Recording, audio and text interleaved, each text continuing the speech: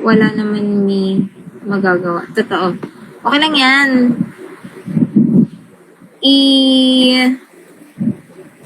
Ano ba tawag doon?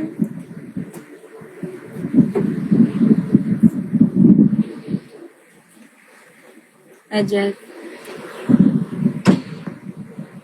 Sulitin mo na habang estudyante ka pa. May 0. Kasi pag working ka na, good luck.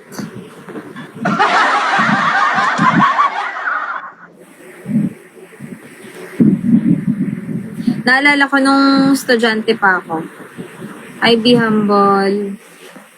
Naalala ko nung estudyante pa ako.